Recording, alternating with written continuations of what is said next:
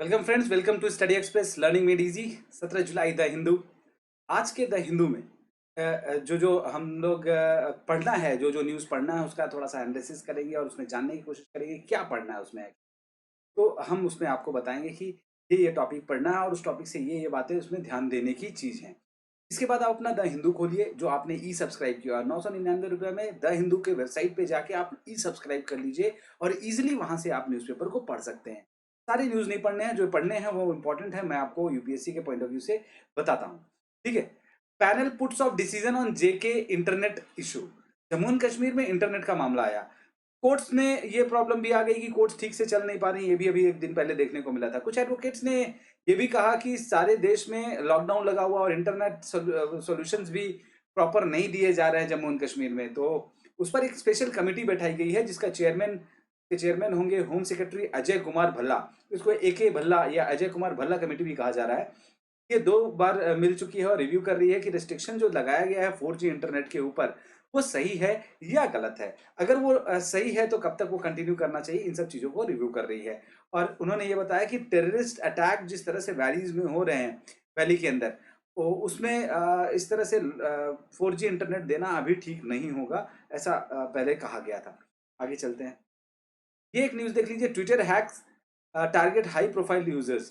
Twitter को कुछ लोगों ने हैक करने की कोशिश की है और उसके जो हाई प्रोफाइल लोग हैं, like Elon Musk, Jeff Bezos, Bill Gates और अ, तो वो जो वहाँ के प्रेसिडेंट लड़ने जा रहे हैं, क्या नाम है उनका, जो बिडेन, बराक ओबामा, इन लोगों को हैक किया गया है। तो क्यों किया गया है, कैसे किया गया है, इसके ऊपर ये था।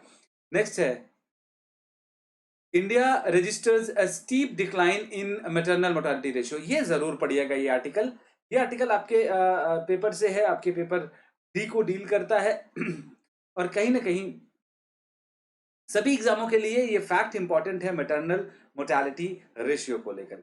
अभी क्या आया है कि 2014 से लेकर के अभी तक का अगर कंपेयर किया जाए, 2018 तक का एटलीस्ट, तो 130 MMR था हमारा और अभी घट के 113 हो गया है। 130 से 113 हो गया है, जो कि एक अच्छा सिम्टम है, क्योंकि हमारे आसपास के देश जो है, बांग्लादेश, पाकिस्तान, इन्होंने अपनी MMR पर बहुत अच्छा कंट्रोल कर रखा है। ये मैटरनल मोर्टालिटी रेट होता क्या है? मैटरनल मोर्टालिटी रेट का मतलब होता है कि नंबर ऑफ मैटरनल डेथ्स पर 1 लाख लाइव बर्थ। जब 1 लाख बच्चे पूरे जो पैदा हो रहे हैं, उनमें से कितनी माएं इन बच्चों को पैदा करते हुए डेड कर जा रही हैं, वही है MMR रेट, यानी mortality of the mothers while giving live birth.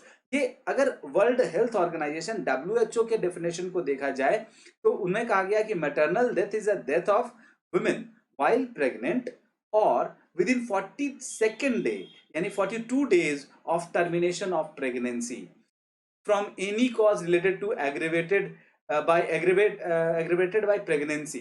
तो ऐसी सिचुएशन जिसके पास भी है, उसको हम लोग मैटरनल मोर्टालिटी डेथ कहते हैं। अब इसका यहाँ इसमें डेटा है, बहुत अच्छा डेटा है, उसको याद रखिएगा कि SDG हमारा जो है 3.1 सस्टेनेबल डेवलपमेंट गोल जिसको कहते हैं, उसका तीसरा नंबर का गोल का पॉइंट नंबर 1 में ये मेंशन किया गया है MMR के बारे में, उसको घटाने का टारगेट लिया गया है। कितना लिया गया है?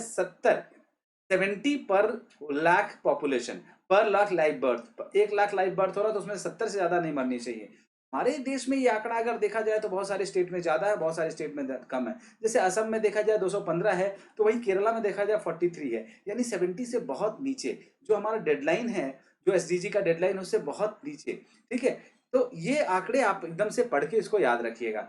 नेक्स्ट आर्टिकल जो आपको पढ़ना है, Pakistan did not allow free access to Jadhav case, या कुलदीप जाधव का जो केस था, जो काउंसलर एक्सेस का केस चल रहा है, वियना कन्वेंशन का वायलेशन का केस चल रहा था। इंडिया जीत भी गया था, उसके बाद पाकिस्तान ने कहा था कि हम एक्सेस देंगे, लेकिन अभी तक उसने प्रॉपर एक्सेस कुलदीप जाधव को नहीं दिया, क्योंकि वो जो एक्सेस देने जा रहा है तो वहां पर सिक्योरिटी पर्सनल को सामने रख करके, बैठा करके वो एक्सेस दे रहा है। तो ऐसे में बड़ी प्रॉब्लम इंडियन गवर्नमेंट को हो रही है और इंडियन गवर्नमेंट ने इसी का कंप्लेन किया है।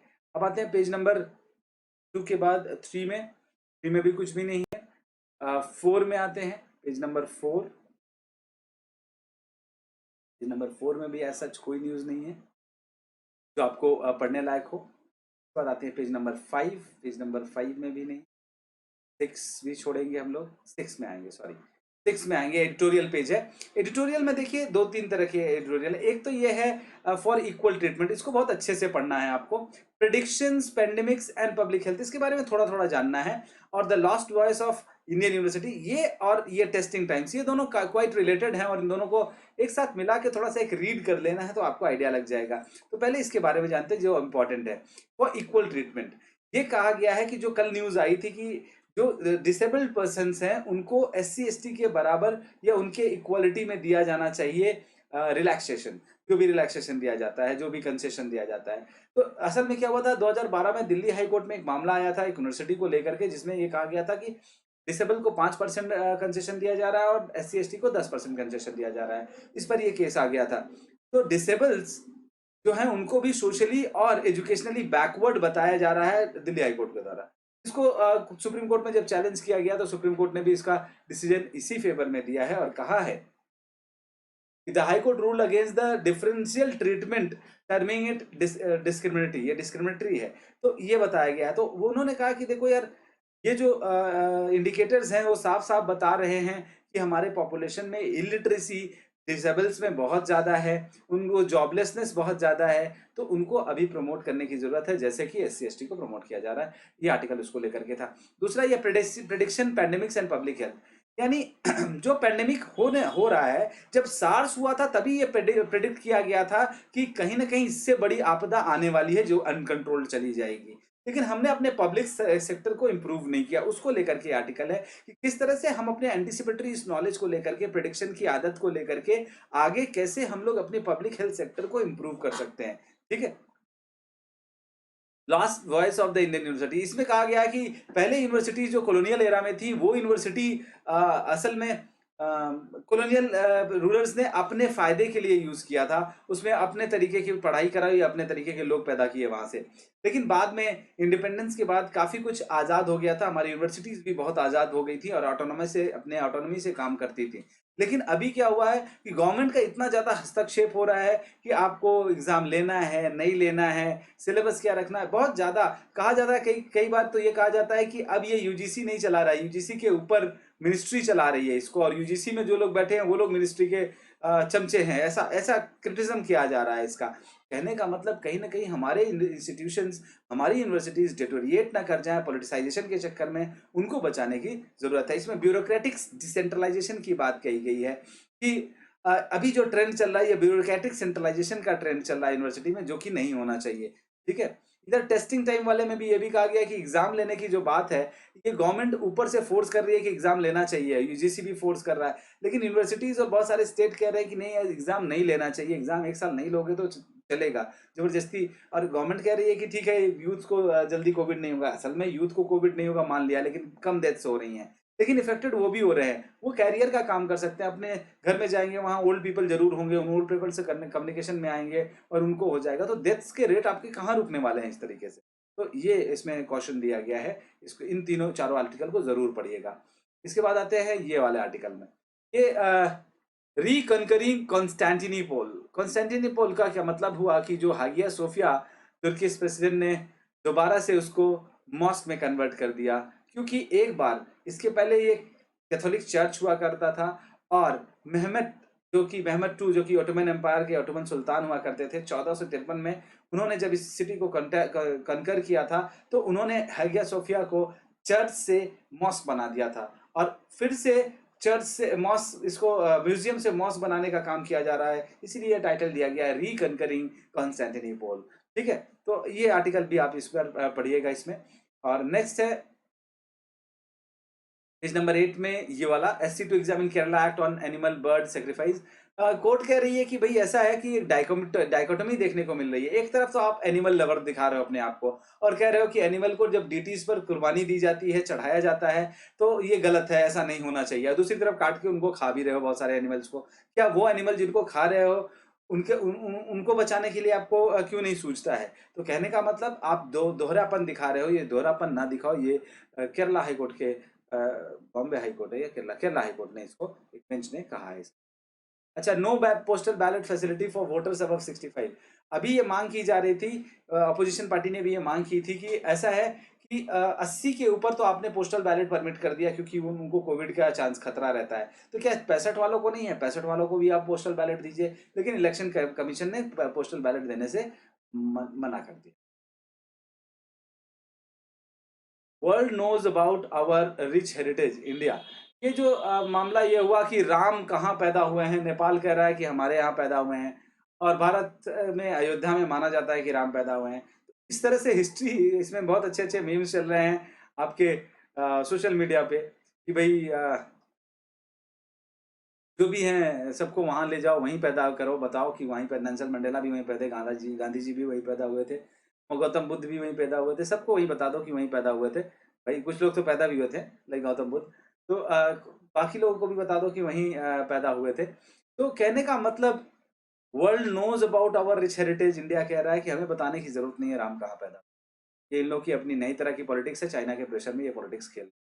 अगला है Iran had gone silent on rail project. India कह रहा है कि 2019 में हमने उनसे कहा था कि आप हमको, हमने फिजिबिलिटी रिपोर्ट सौंप दी है, आप उस पर हमको कांटेक्ट मिनिस्टर दो जिससे हम कांटेक्ट करें और उनको हम ये सारी चीजें अवगत कराएं।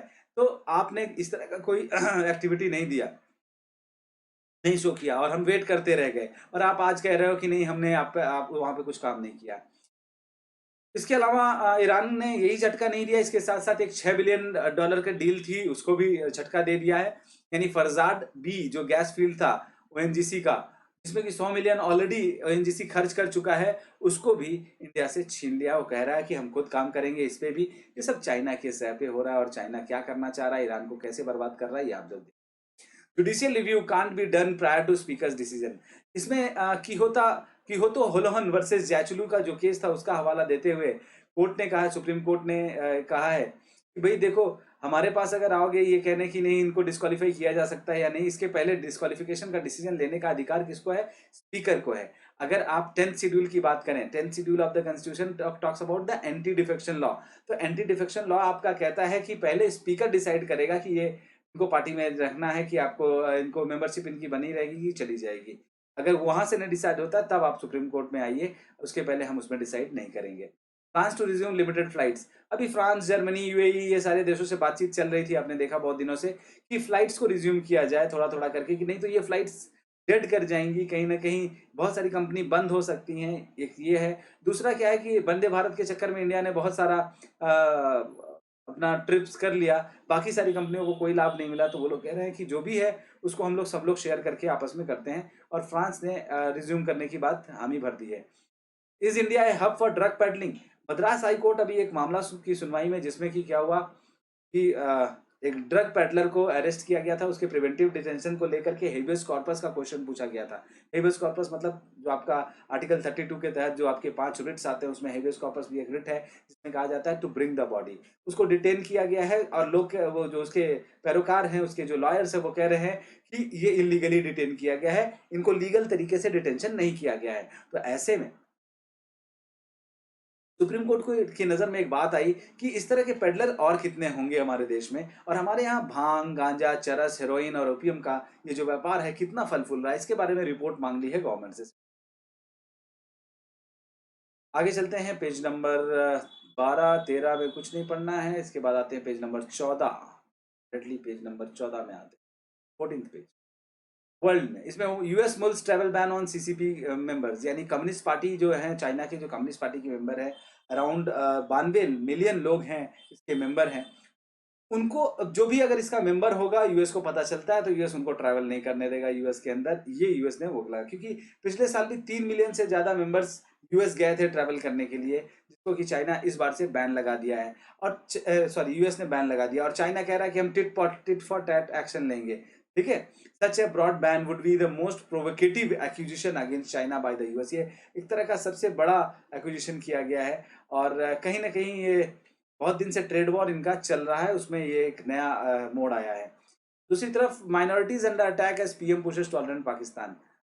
पाकिस्तान को टॉलरेंट बताने वाले पीएम को ये आंख खुलनी चाहिए, क्योंकि हर तरफ वहां की माइनॉरिटी चोट खा रही है, मार खा रही है। जो भारत में हमेशा उंगली उठाते हैं कि यहाँ की माइनॉरिटी बहुत सुखी और बहुत सुख चैन से रहती है, कुछ लोग अपना फायदा उठाने के लिए पत्थर फेंकते हैं, मारते हैं एक दूसरे को, ये कुछ बहुत मामूली से लोग हैं, लेकिन एज अ होल यहाँ पे माइनॉरिटी बहुत सुख चैन से रहती है, बहुत अमन चैन से रहती है। पाकिस्तान में माइनॉरिटीज़ को बहुत बुरी तरह से प्रताड़ित किया जा रहा है और इसका हवाला अब गवर्नमेंट दे रही है कि आपको ऐसा नहीं करना चाहिए। दूसरी तरफ इधर रशिया के ऊपर एक्विजिशन लगा है किसका? ब्रिटेन का, यूएस का और कनाडा का। ब्रिटेन, यूएस, कनाडा ने कहा है कि आप डेटा लीकिंग का काम कर रहे हो। जहां भी हमारे वैक्सीन का ट्रायल या हमारे वैक्सीन का डेटा रखा हुआ है, वैक्सीन बनाया जा रहा है, तो ये कोजी बियर करके जो आपका हैकिंग ग्रुप है APT29, जिसको कि आप लोग कोजी बियर भी कहते हो, ये बहुत लोगों का सर्विसेज हैक कर रहा है। इसके पहले ये बदनाम हो चुका है 2016 में, जहां पर ये बहुत लोगों का ईमेल हाईजैक हैक किया था ड्यूरिंग द यूएस इलेक्शंस। ठीक है, तो ये कोजी बियर याद रखिएगा, कोजी बियर को के ऊपर ये आरोप लगा रहे हैं यूएस, ब्रिटेन और कौन है? US, Britain, Canada. नेक्स्ट आते हैं, ब्राजीलियन प्रेसिडेंट जेयर बोल्सोनारो ने कहा है कि वो दोबारा से बीमार हो गए थे, लेकिन क्लोरोक्विनिन की दवाई खाकर वो फिर से ठीक हो गए। उन्होंने कहा ये मेरे ऊपर बहुत इफेक्टिव है, और उनका कहने का मतलब है कि कोविड से लड़ने में हाइड्रोक्सी क्लोरोक्विन जो भारत ने दिया है वो बहुत फायदेमंद रहा। पेज नंबर 15 में आते हैं, चाइनाज इकोनॉमी रिबाउंड इन Q2 एक्सपेंस 3.2। जहां पूरे वर्ल्ड की इकोनॉमी डाउन कर रही है, एक चाइना की इकोनॉमी उभर रही है। और ये उभरने का जो राज है उभरने का राज है कि इनके गवर्नमेंट ने बहुत सारे स्टिमुलस दिए हैं, लेकिन आज भी कंज्यूमर अभी रोड पर निकल कर कंज्यूमर अभी कोई परचेजिंग मूड में नहीं दिखाई दे रहा है। तो चाइना ये दिखा रहा है, चाइना ये दर्शा रहा है कि कहीं ना कहीं चाइना इस समय फिर से रिटर्न आ गया है और चाइना का ग्रोथ चालू हो गया है। ठीक है, तो इसके बाद का जो आपका आर्टिकल है, इंश्योर फेयर डेप्ट रिकवरी प्रैक्टिसेस RBI CRC। जो एसेट रिकवरी कंपनीज हैं उसमें डेप्ट रिकवरी के प्रैक्टिसेस को उसमें proper approved code of conduct follow करने को कहा है कि जिनका भी लोन बकाया है, जिनका भी क्रेडिट कार्ड का पैसा बकाया है, आप आराम से प्यार से उनसे मांगिए, आप उनके ऊपर टॉर्चर मत करिए, ये RBI ने कहा है। Retail inflation likely to remain elevated in coming month. SBI का जो अभी रिटेल इन्फ्लेशन रिपोर्ट आई है, उस रिटेल इन्फ्लेशन में ये भी बताया गया कि जैसे कि NSO के सर्वे ने कहा कि 6.1% से आपका इन्फ्लेशन बढ़ रहा है, इधर SBI की रिपोर्ट ने कहा है 6.98% का बढ़ रहा है। तो कहीं ना कहीं इन्फ्लेशन आ रहा है मार्केट में, ये देखने को एटलीस्ट मिल रहा है। इसमें बहुत सारे फ्लॉज भी हैं। उसका कारण है कि ये जो इन्फ्लेशन आ रहा है ये लेबर के शॉर्टेज की वजह से, सप्लाई चेन ब्रेकडाउन होने की वजह से, ये फिजिकल डेफिसिट या एक्सटर्नल फैक्टर की वजह से नहीं है। दूसरी तरफ जो सर्विसेज को इंक्लूड कर दिया गया, इस समय सर्विस पॉसिबल ही नहीं है, उन सर्विसेज को इस बास्केट में रखा गया है, जिसकी वजह से ये आंकड़ा बहुत ऊपर की तरफ जा रहा है। अभी इन्फ्लेशन आने की संभावना है। Moratorium don't apply MFs and debentures. जो डिवेंचर्स हैं और म्यूचुअल फंड्स हैं उसके ऊपर मोरेटोरियम नहीं अप्लाई करता है, क्योंकि लर्न प्राइवेट लिमिटेड जो है उन्होंने ये कहा कि हम डिवेंचर्स अभी नहीं दे सकते हैं, म्यूचुअल फंड अभी नहीं सकते। कोविड का हवाला देकर उन्होंने अपने कस्टमर्स को कहा कि हम बाद में आपका ये रिटर्न देंगे, आपकी मैच्योरिटी 2 हो गई है, लेकिन अभी हम कोविड सिचुएशन में नहीं दे सकते हैं, तो कि हमें मोरेटोरियम मिला है। तो बॉम्बे हाईकोर्ट ने डिसाइड किया कि नहीं, RBI ने जो गाइडलाइन दिया है उसमें कहीं भी म्यूचुअल फंड्स को और डिवेंचर्स को मॉनिटरियम नहीं मिला है। ठीक है, इसके साथ ही आपका द हिंदू समाप्त होता है। और आज ये फटाफट अपनी द हिंदू उठाओ और सब्सक्रिप्शन उठाओ और फटाफट कर लो। नहीं किया है तो 5 मिनट लगेगा सब्सक्राइब करने में, आप सब्सक्राइब कर लीजिएगा द हिंदू के .com से, thehindu.com वेबसाइट से। 999 का 1 साल का मिल जाएगा। आप 6 महीने का ले लो यार, 1 महीने का ले लो, आप पढ़ो। आप पढ़ना है, किसी भी तरह से पढ़ना है। Thank you for watching this study express learning made easy the Hindu.